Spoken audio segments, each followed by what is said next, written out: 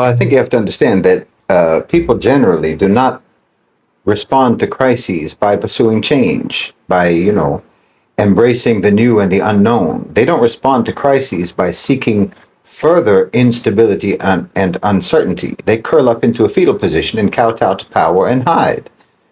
They're desperate for normalcy. Authoritarian regimes benefit from crises, and so-called democratic regimes can behave in an authoritarian manner by means of crises. So don't think that turmoil, strife, and hardship are engines for change, engines for development. They're not. They're methods for pacification. Or anyway, that's the case in societies where people have been atomized, where they've been isolated, and you don't have communities, and you don't have strong extended family units, and so on.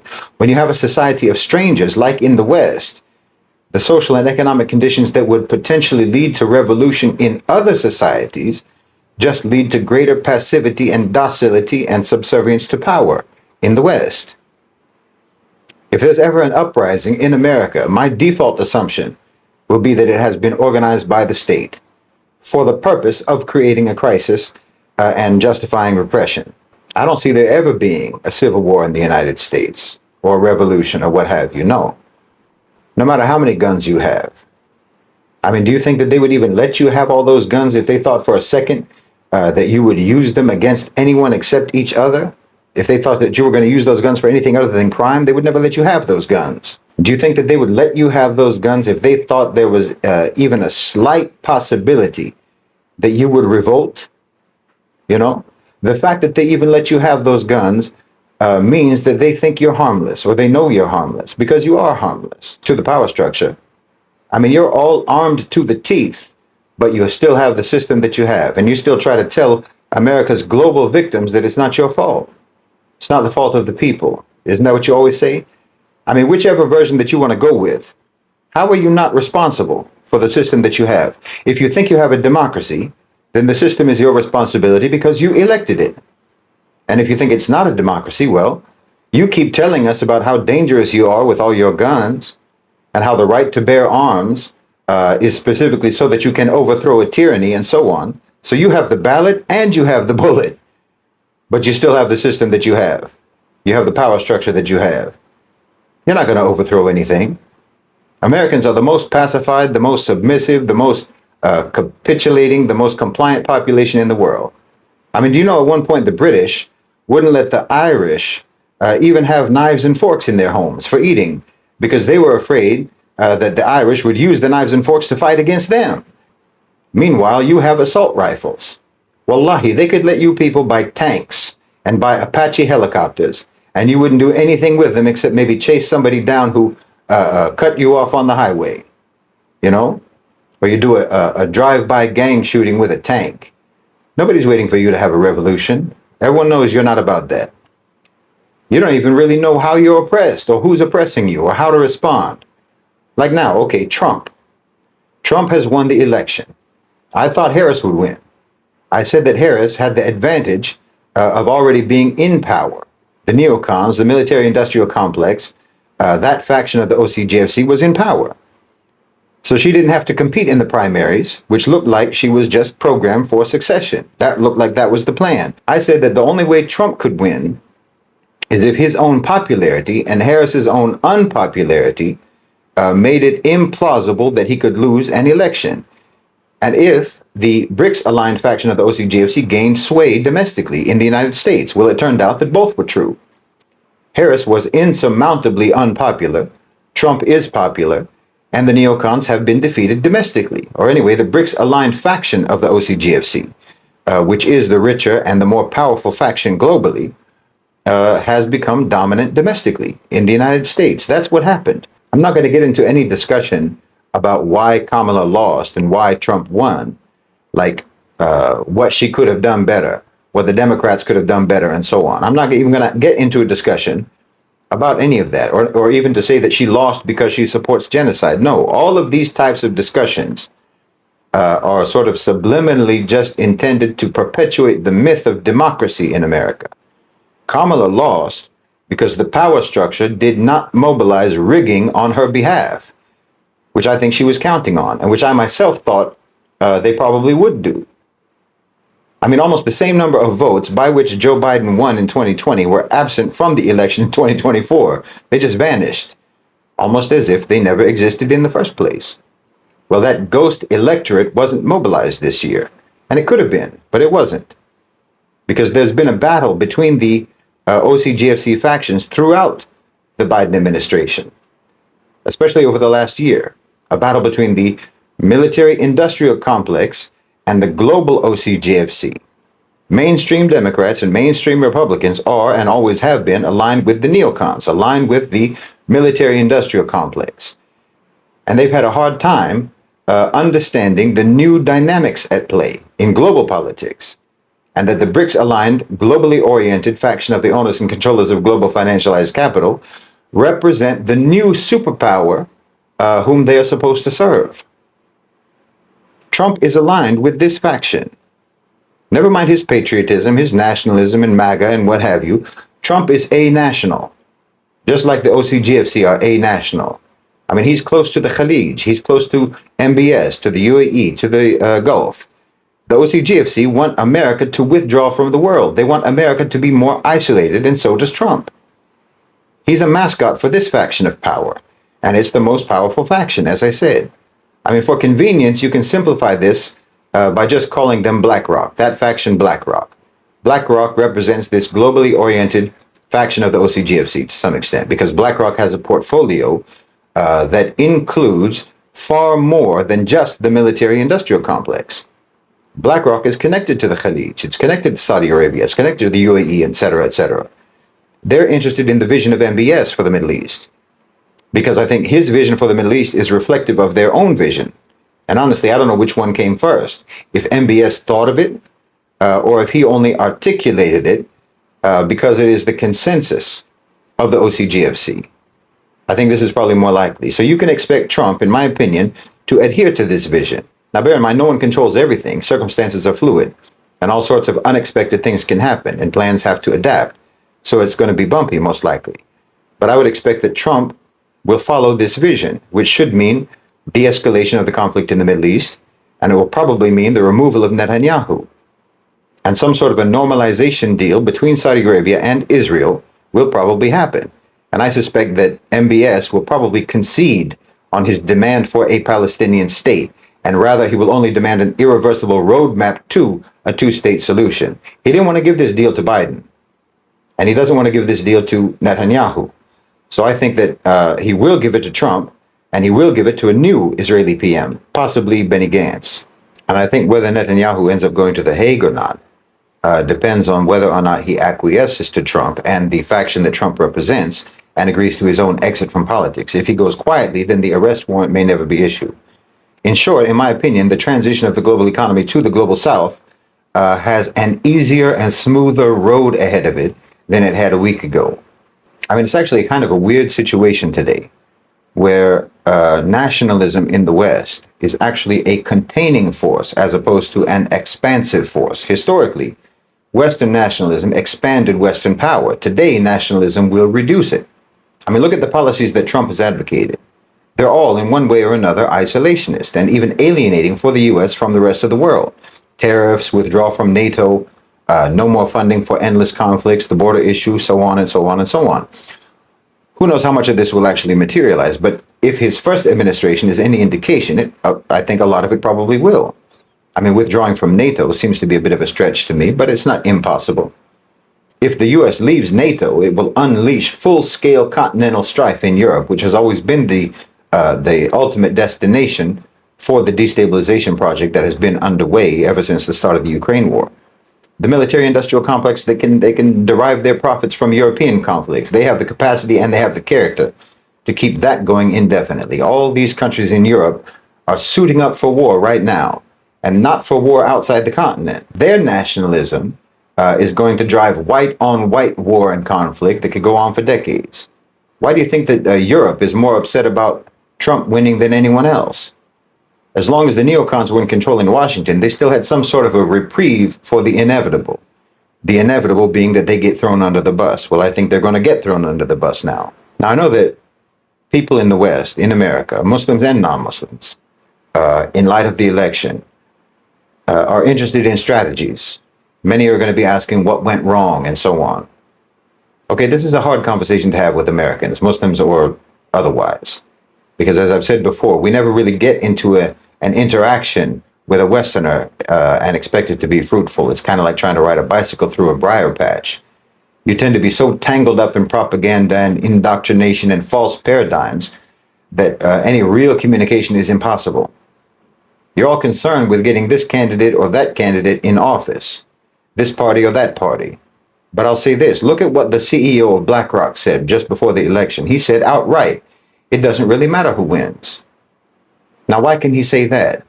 Because he already knows how to get what he wants from whoever wins. He's not assigning power to this or that politician, this or that party, or what have you. He knows how to get what he wants, regardless of who gets elected. And that's the kind of a position that you should be trying to get to.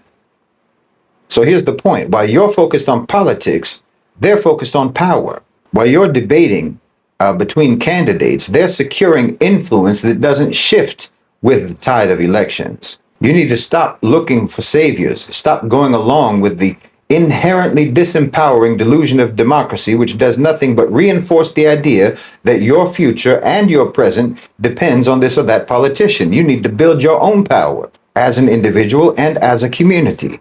And part of that is knowing what you want.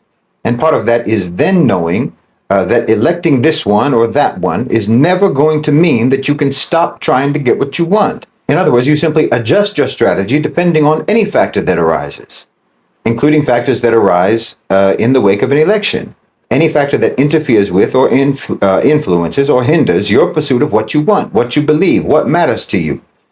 And getting this one or that one in office should never be the thing that you want or don't want. If you celebrate when this candidate wins or lament when that candidate loses, why, you're a fool. You're not only putting all of your eggs in one basket, it's not even your basket. For Muslims in the West, Muslims in America, I'll tell you plainly, you are never going to have power. You are never going to succeed as long as you are disconnected from the global ummah, as long as you are isolated from the already existing centers of power in the Muslim world. Like I said before, when you do that, you're just a straggler from the herd, and you're vulnerable, and you're weak, and you're defenseless, and you will be preyed upon. I mean, if you know that you live in a materialistic, capitalistic, money-obsessed society, and you do, then you should understand that political power is achieved through economic power. You don't live in a society where ethics and principles and morals matter in the power structure or matter to the power structure. The movers and shakers in your society don't include moral philosophers, religious scholars, or even people who serve their communities. The movers and shakers in Western society are the rich. It's cut and dry, plain and simple. If you're rich, you have power. If you're not rich, then it doesn't matter what else you are. You'll never have power. This is the cold, hard reality. And this is where a lot of activists fail, in my opinion. Because you think that it shouldn't be this way, and you want to play the game according to how you think it should be, rather than according to how it is. Once you win the game, you can change the rules, no problem. Until then, this is how it's played. Either you have to be rich, or you have to find some kind of way to make the rich care about what you think and what you want, which just means that either you have to be rich or you have to be indirectly rich, because somehow you have to find a way to matter to those who are rich. Because what does being rich even mean here? It means basically having an impact on markets, having an impact on other rich people. So that's where collective economic influence comes in, like boycotts and so forth, and to some extent protests. But protests don't have a huge impact unless they are accompanied by consumer choices that reflect the demand that you're making in your protest. This is indirect wealth.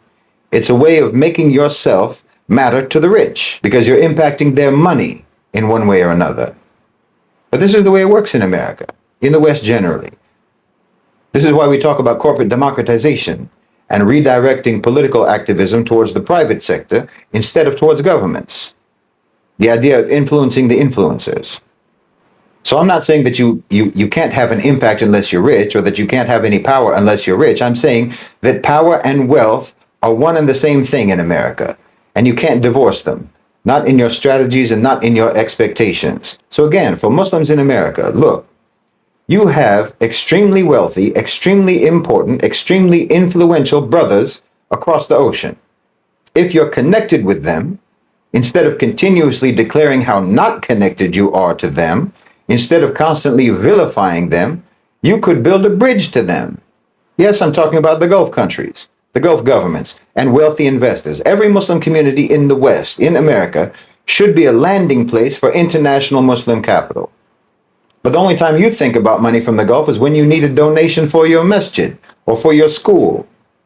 But you should be developing business relationships, investment relationships. Every Muslim community in America should have at least one realty firm targeting international property investment from the Khalij, from Turkey, from Malaysia, from Brunei. Every Muslim community in the U.S.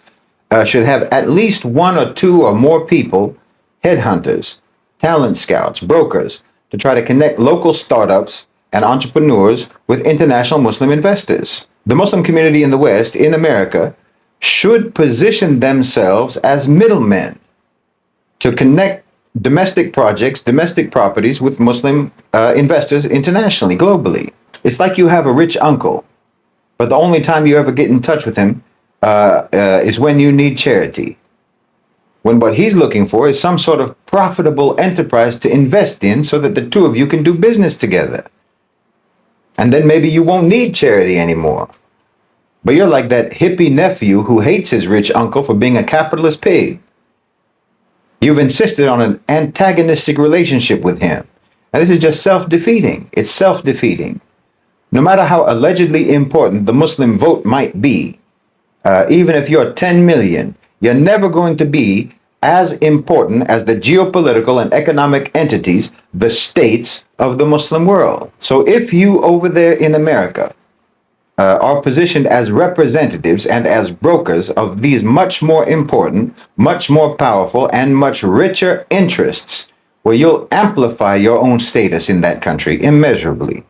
Every so-called minority group in America who remains connected to the countries and to the regions that they came from originally, from the community that they came from internationally, whether that's the Indians or the Chinese or the Mexicans or the Filipinos, well, it amplifies their importance domestically. These communities know about each other. I mean, the one abroad and the one domestically. They know about each other. They work with each other. They advocate for each other. I mean, when Filipino health workers were being worked to the bone during COVID, who intervened on their behalf? Well, the government of the Philippines, regardless of whether those Filipino health workers were citizens of America or citizens of the Philippines. China has backed up Chinese Americans. India has backed up Indian Americans. And the same with Mexicans. These communities know that they have a connection to and have support from the countries of their heritage, again, regardless of their citizenship. And we don't even need to get into the connection between Jewish Americans and Israel. I mean, in that particular case, the support and the backing are mostly going in the reverse, with the domestic population being the ones who are backing up Israel. But either way, if you're a so-called minority group in America, you need to connect yourself with your people overseas. And for the Muslims, that's nearly 2 billion people. And some of the most important, the most vital, the most strategic, and the most powerful countries in the world. But you're not building any bridges. You're only interested in building bridges with the Democrats, building bridges with the Republicans. And I'm telling you, that is going to get you nowhere. Look, the U.S. is going to need foreign investment over the next few years. The actual Great Reset is this. America needs to try to become a manufacturing economy again.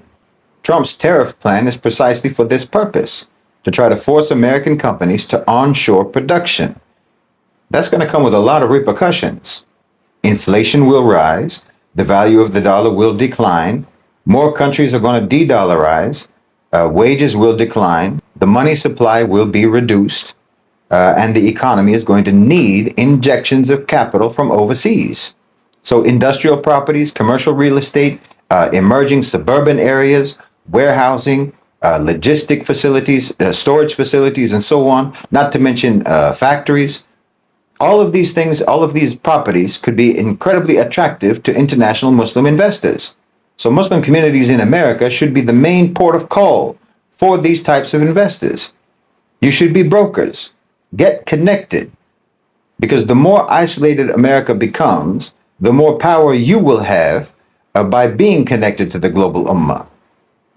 Then you won't have to care one way or the other who wins an election, because you won't be dependent, your power won't be dependent on anyone except for your own community.